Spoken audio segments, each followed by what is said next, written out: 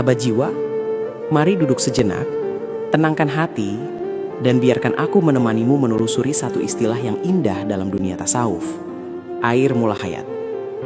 Istilah ini mungkin terdengar asing bagi sebagian orang. Namun dalam bahasa para arif, mula hayat berasal dari kosakata Arab al-hayat yang berarti kehidupan.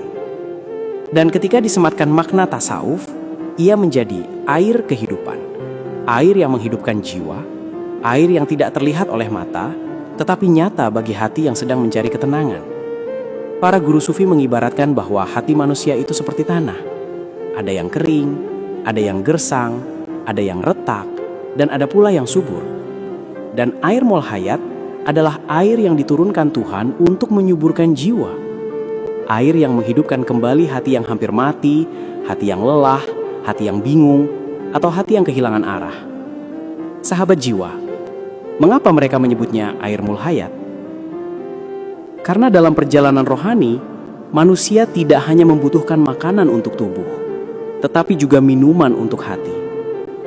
Tubuh minum air dari sumur, sedangkan hati minum air dari Allah.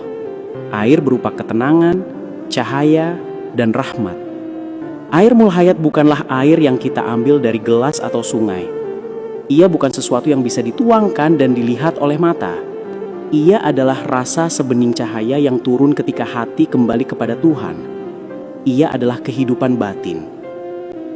Dan sahabat jiwa, tahukah engkau bahwa istilah ini terinspirasi dari kisah lama para sufi tentang pencarian air kehidupan?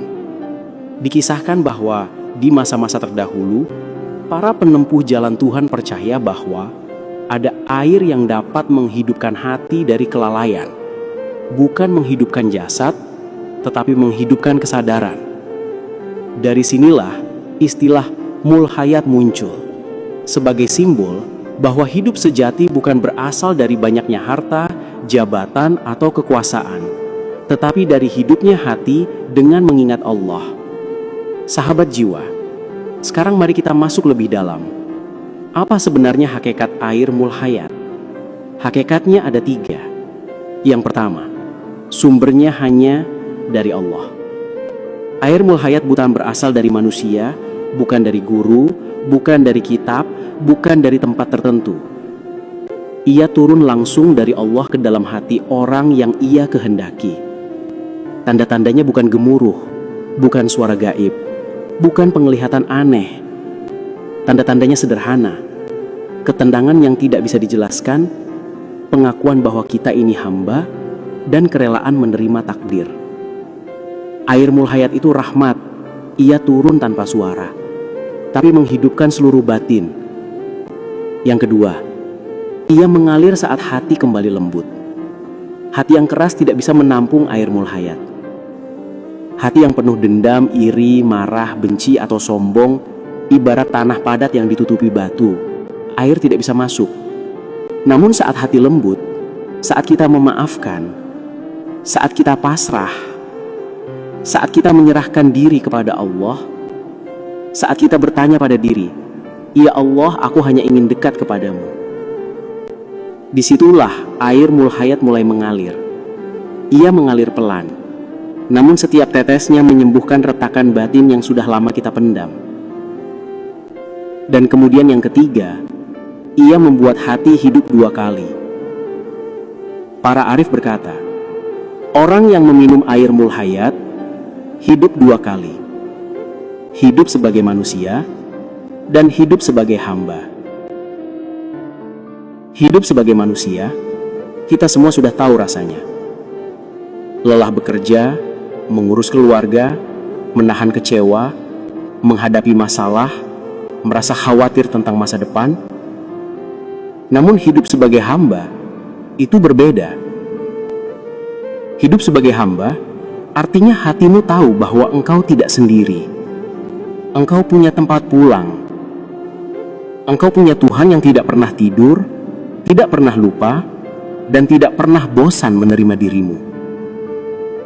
Ketika air mul hayat mulai mengalir, hati menjadi lembut, pikiran menjadi ringan, cinta kepada Allah tumbuh, dan kita mulai melihat dunia bukan sebagai ancaman, tetapi sebagai perjalanan takdir yang indah. Sahabat jiwa, air mulhayat ini hadir dalam momen-momen sederhana. Tidak harus menunggu mimpi, wangsit, atau pertanda khusus. Ia muncul ketika engkau sedang menangis di sepertiga malam. Ia turun ketika engkau mengucapkan astagfirullah sambil sungguh-sungguh ingin berubah. Ia muncul ketika engkau memaafkan seseorang yang menyakitimu. Ia hadir ketika engkau berkata dalam hati, "Ya Allah, aku lelah, tapi aku percaya kepadamu." Air mulhayat hadir dalam bentuk ketenangan batin yang tiba-tiba datang tanpa alasan yang jelas. Ketenangan itu seperti embun yang turun ke tanah kering. Diam-diam, namun menghidupkan. Sahabat jiwa, ada satu rahasia lagi tentang air mulhayat yang jarang diketahui. Para sufi mengatakan, air mulhayat tidak mengalir kepada hati yang sibuk ingin terlihat soleh, tetapi ia mengalir kepada hati yang ingin pulang. Maknanya, air mulhayat bukan untuk orang yang merasa dirinya suci, tetapi untuk orang yang sangat sadar bahwa dirinya penuh dosa dan kelemahan, lalu datang kepada Allah dengan rasa rendah hati. Karena Allah menghidupkan hati yang mau kembali, bukan hati yang merasa sudah cukup. Sahabat jiwa, kalau hari ini engkau merasa hatimu kering, gelisah, mudah marah, mudah sedih, mudah merasa tidak berharga, ketahuilah bahwa itu bukan tanda Allah menjauh. Itu tanda bahwa hatimu sedang memanggil-manggil air mulhayat. Ia butuh disiram oleh zikir, oleh doa, oleh sujud yang jujur, oleh kesadaran bahwa engkau hanyalah hamba. Jangan takut dengan kekeringan batin, karena justru dari situlah aliran air mulhayat biasanya mulai. Dan ketika ia sudah mengalir, engkau akan merasa seperti hidup kembali. Engkau merasa damai bukan karena masalah hilang, tetapi karena engkau yakin ada Tuhan yang memegang hidupmu. Inilah hidup sebagai hamba. Inilah hidup dalam cahaya. Inilah hidup dengan air mulhayat. Sahabat jiwa, semoga hatimu selalu mendapat tetesan air mulhayat setiap kali engkau mulai rapuh. Semoga Allah menghidupkan jiwa kita dengan cahayanya. Semoga rasa dekat itu terus hadir sampai akhir hayat. Terima kasih sahabat jiwa telah hadir mendengarkan.